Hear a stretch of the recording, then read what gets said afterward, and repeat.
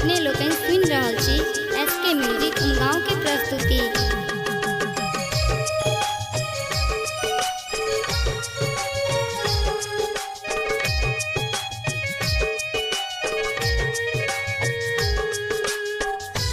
हजमा धीरे धीरे कैची तो चलबी है, बउआ नहीं कनबी है नाम।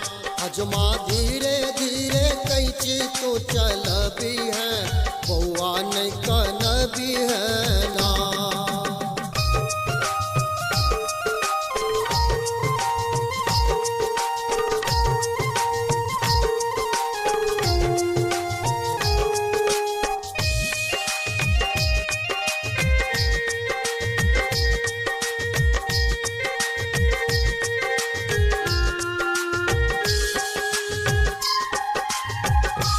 देबो भैर सूप चाउर ओई में 5 टका निछाउर। देबो भैर सूप चाउर,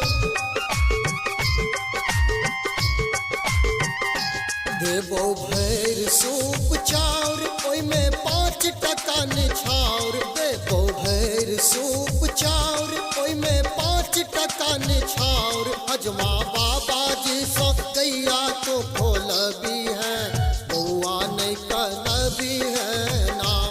हजमा बाबा जी सो गैया तो खोलबी है, बउआ नहीं कनबी है नाम।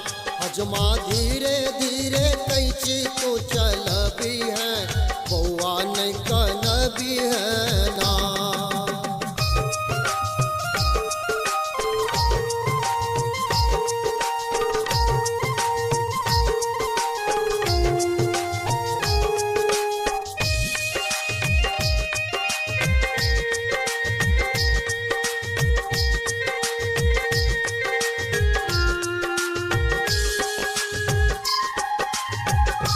देबो भैर सूप चाउर ओई में 10 टका निछाउर। देबो भैर सूप चाउर,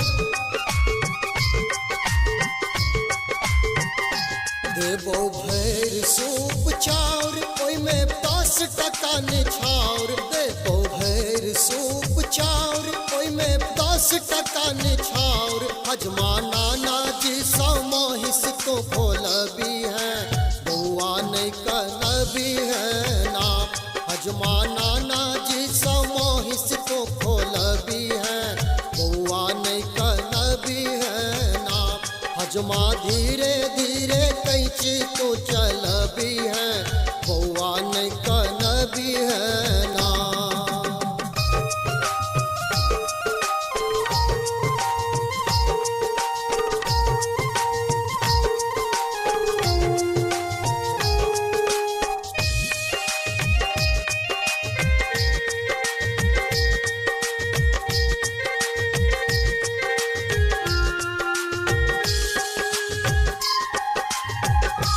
देबो भैर सूप चाउर ओई में 20 टका निछाउर। देबो भैर सूप चाउर,